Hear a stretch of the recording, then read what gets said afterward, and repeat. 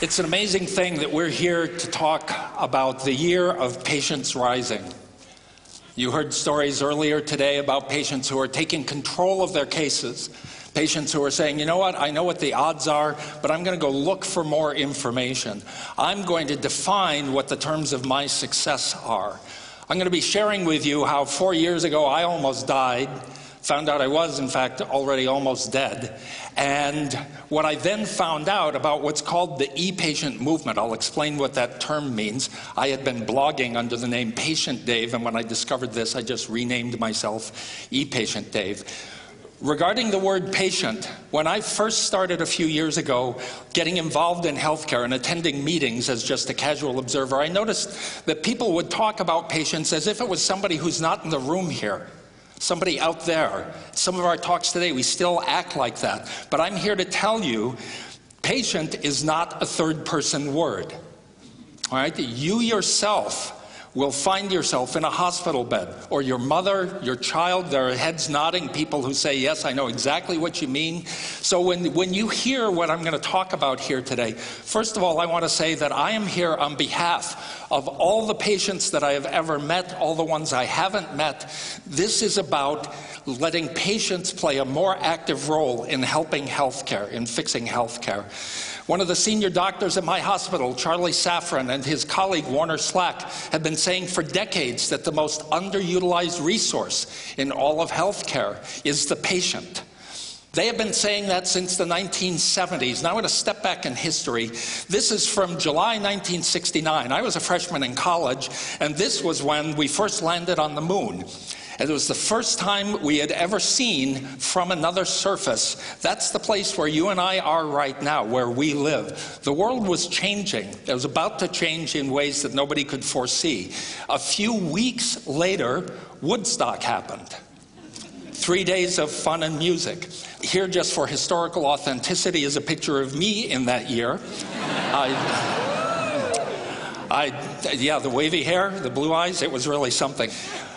That fall of 1969, the Whole Earth catalog came out. It was a hippie journal of self-sufficiency. We think of hippies as being just hedonists, but there's a very strong component, I was in that movement, a very strong component of being responsible for yourself. This book's subtitle is Access to Tools. And it talked about how to build your own house, how to grow your own food, all kinds of things. In the 1980s, this young doctor, Tom Ferguson, was the medical editor of the Whole Earth catalog. And he saw that the great majority of what we do in medicine, healthcare, is taking care of ourselves. In fact, he said it was 70 to 80% of how we actually take care of our bodies.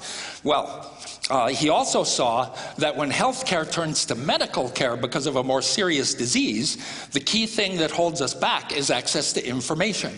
And when the web came along, that changed everything. Because not only could we find information, we could find other people like ourselves who could bring us information. And he coined this term, e-patients, equipped, engaged, empowered, enabled.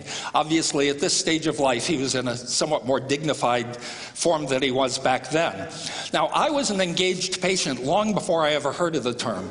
In 2006, I went to my doctor for a regular physical, and I had said I have a sore shoulder. Well, I got an x-ray, and the next morning, you may have noticed, those of you who have been through a medical crisis will understand this. This morning, some of the speakers named the date when they found out about their condition. For me, it was 9 a.m. on January 3rd, 2007. I was at the office. My desk was clean. I had the blue partition carpet on the walls. The phone rang, and it was my doctor. He said, Dave, I pulled up the x-ray image on the screen of the computer at home. He said, your shoulder's going to be fine, but Dave, there's something in your lung. If you look in that red oval, that shadow was not supposed to be there. To make a long story short, I said, so you need me to get back in there? He said, yeah, we're going to need to do a CT scan of your chest. And in parting, I said, is there anything I should do? He said, think about this. When this is the advice your doctor gives you, Just go home and have a glass of wine with your wife. I went in for the CAT scan,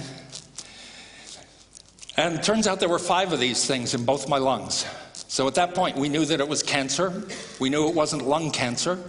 That meant it was metastasized from somewhere. The question was, where from?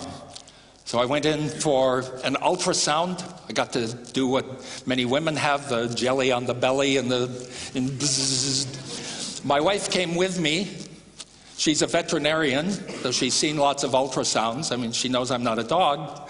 But what we saw, this is an MRI image. This is much sharper than an ultrasound would be. What we saw in that kidney was that big blob there. And there were actually 2 of these. One was growing out the front. It had already erupted and it latched onto the bowel.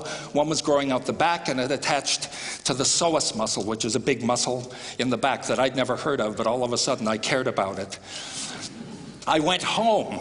Now, I've been Googling. I've been online since 1989 on CompuServe. I went home, and I know you can't read the details here. That's not important. My point is, I went to a respected medical website, WebMD, because I know how to filter out junk, right? I also found my wife online. Before I met her, I went through some suboptimal search results, right? So I looked for quality information. There's so much about trust. What sources of information can we trust? Where does my body end and an invader start? You know, a cancer, a tumor is something you grow out of your own tissue. How does that happen? Where does medical ability end and start, right? Well, so what I read on WebMD, the prognosis is poor for progressing renal cell cancer. Almost all patients are incurable. I've been online long enough to know if I don't like the first results I get, I go look for more. And what I found was on other websites, even by the 3rd page of Google results, outlook is bleak. Prognosis is grim. And I'm thinking, what the heck? I didn't feel sick at all. I mean, I'd been getting tired in the evening, but I was 56 years old, you know? I was slowly losing weight, but for me, that was what the doctor told me to do. All right, so it was really something. And this is the diagram of stage 4 kidney cancer from the drug I eventually got, totally by coincidence. There's that thing in my lung. In the left femur, the left thigh bone, there's another one. I had one.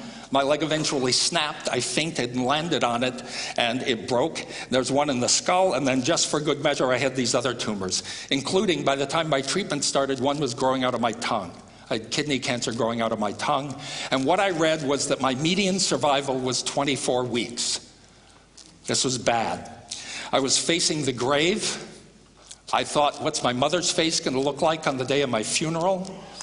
I had to sit down with my daughter and say, no, here's the situation. Her boyfriend was with her. I said, I don't want you guys to get married prematurely just so you can do it while Dad's still alive.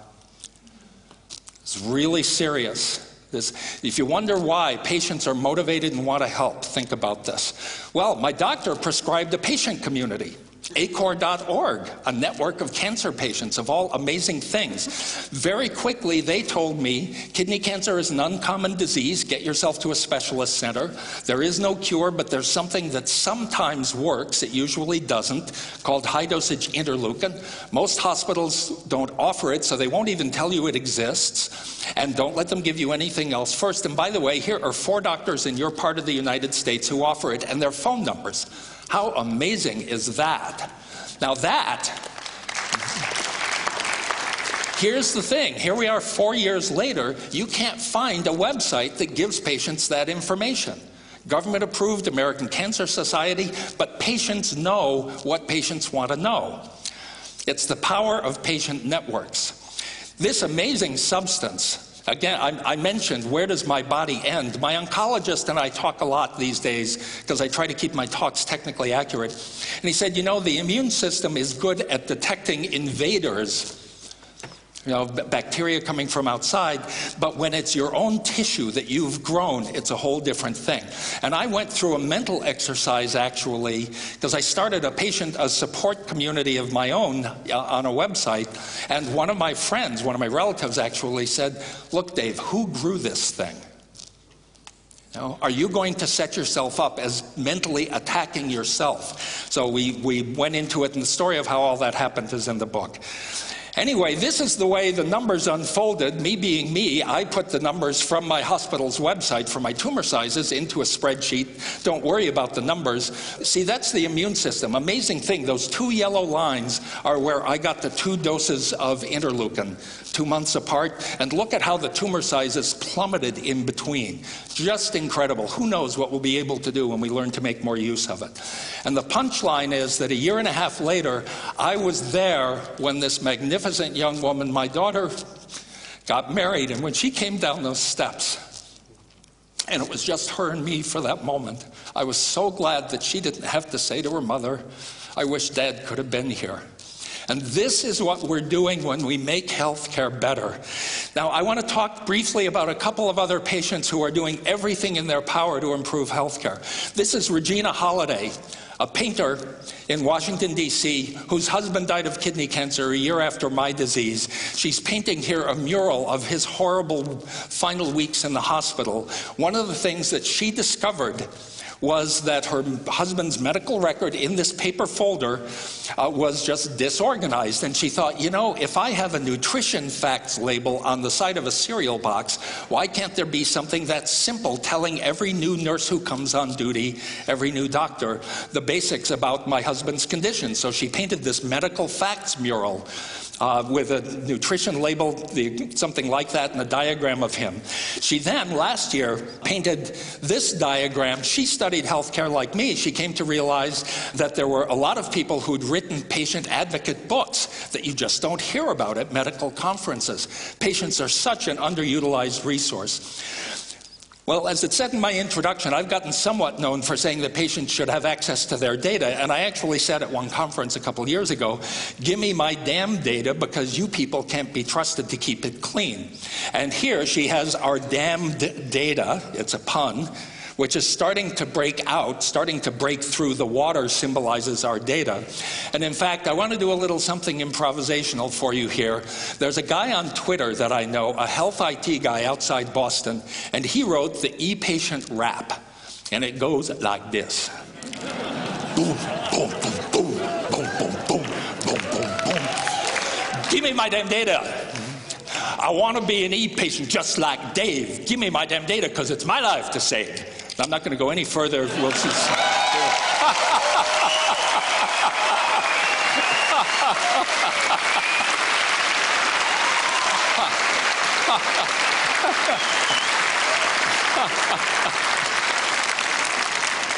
Well, thank you. That shot the timing. Think about the possibility. Why is it that iPhones and iPads advance far faster than the health tools that are available to you to help take care of your family? Right? Here's a website, visiblebody.com, that I stumbled across it, and I thought, I wonder what my psoas muscle is. So you can click on things and remove it. And I saw, aha, that's the kidney and the psoas muscle. And I was rotating it in 3D and saying, I understand now. And then I realized it reminded me of Google Earth, where you can fly to any address. And I thought, why not take this and connect it to my digital scan data and have Google Earth for my body? And what did Google come out with this year? Now there's Google Body Browser.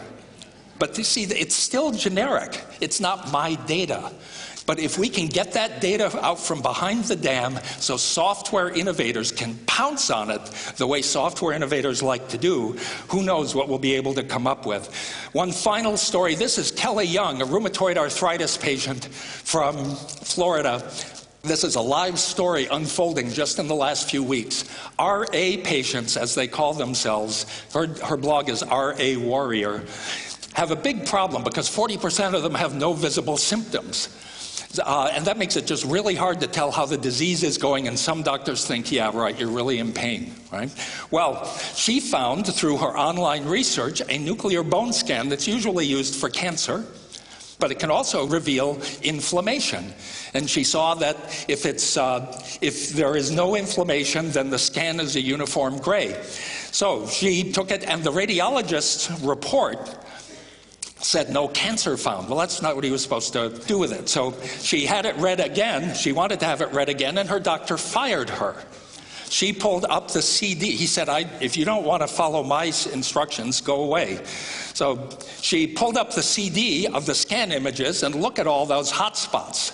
So, and she's now actively engaged on her blog in looking for assistance in getting better care. See, that is an empowered patient, no medical training. You are the most underused resource in healthcare. What she was able to do was because she had access to the raw data.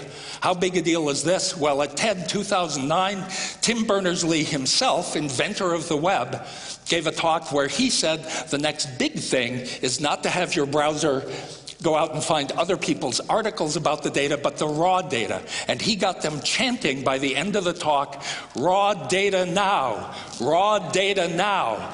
And I ask you 3 words, please, to improve healthcare: let patients help. Let patients help. Let patients help.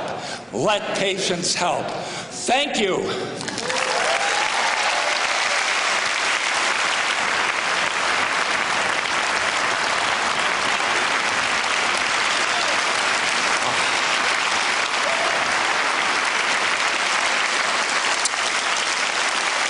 For all the patients around the world watching this on the webcast, God bless you. Everyone, let patients help. And bless yourself. Thank you very much.